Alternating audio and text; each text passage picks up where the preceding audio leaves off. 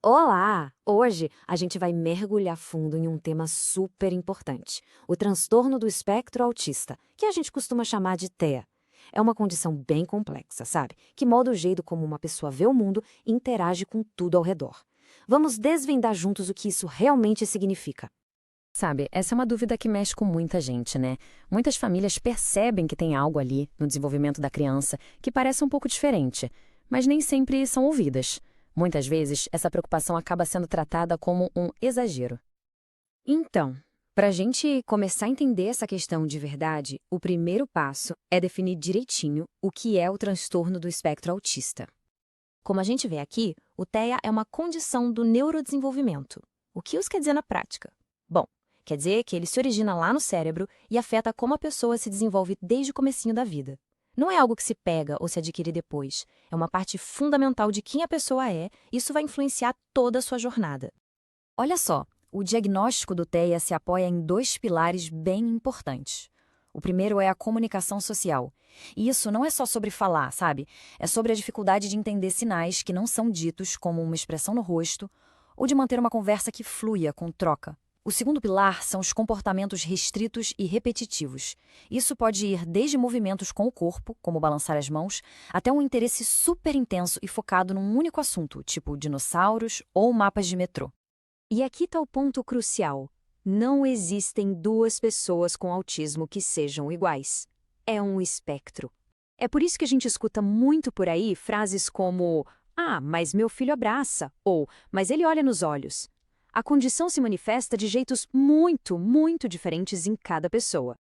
Agora vamos dar um passo para a ciência para ver como o nosso jeito de entender o autismo mudou com o tempo. Essa linha do tempo aqui é fascinante. Lá em 1943, se falava em autismo infantil. Décadas depois, em 2013, a ciência avançou muito e chegou no conceito de espectro. Isso unificou vários diagnósticos diferentes e reconheceu que, na verdade, o autismo se manifesta num contínuo, com uma variedade imensa de características.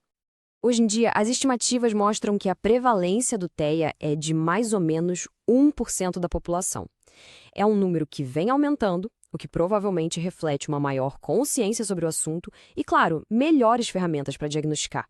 Uma coisa que chama atenção é que o diagnóstico é umas 4 vezes mais comum em meninos. Uma das hipóteses para isso é que as meninas com TEA, principalmente aquelas sem deficiência intelectual, talvez apresentem sinais mais sutis que acabam passando despercebidos, e aí elas são menos encaminhadas para uma avaliação.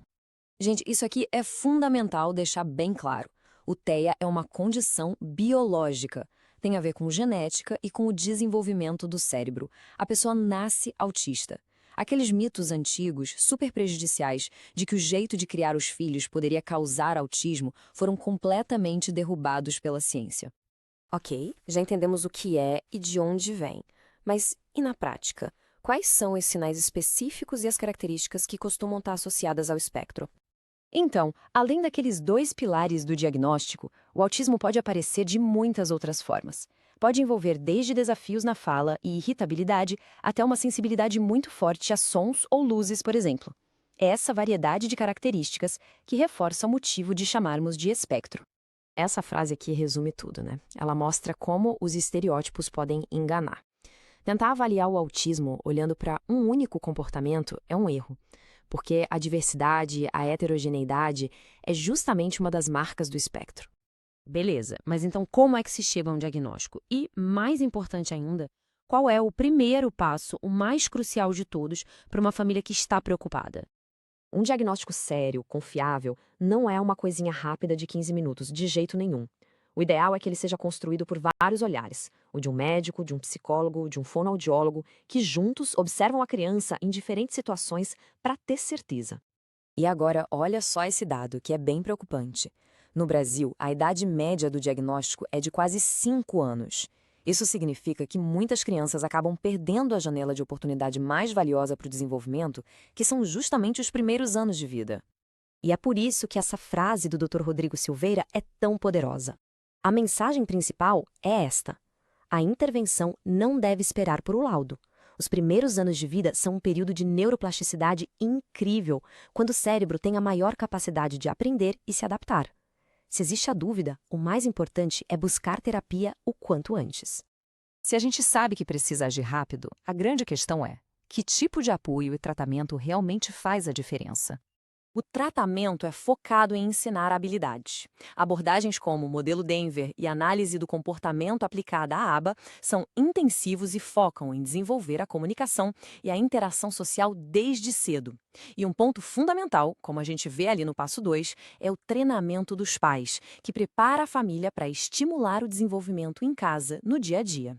Outras etapas importantes são o treino de habilidades sociais e terapias para ajudar a lidar com a ansiedade. Aqui é importante a gente entender direitinho o papel da medicação. Ela não trata o autismo em si, mas pode ser uma ferramenta útil para gerenciar desafios específicos, como agressividade, hiperatividade ou insônia. Isso melhora a qualidade de vida e permite que a criança aproveite muito mais as terapias. No fim das contas, o grande objetivo de todas as intervenções não é curar, mas sim empoderar. É dar à pessoa as ferramentas para ela melhorar suas habilidades, construir relações e alcançar a maior independência e qualidade de vida possível.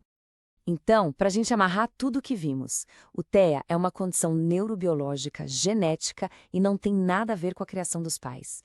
É um espectro super diverso e, o mais importante de tudo, a intervenção precoce é a chave. Isso tudo nos deixa com uma reflexão final, né? A ciência já deixou claro que o tempo é um fator crucial. O grande desafio agora é nosso, como sociedade. Como a gente pode construir uma rede de apoio que encoraje a ação imediata ao primeiro sinal de dúvida? Como transformar a angústia da espera em um movimento proativo para o desenvolvimento?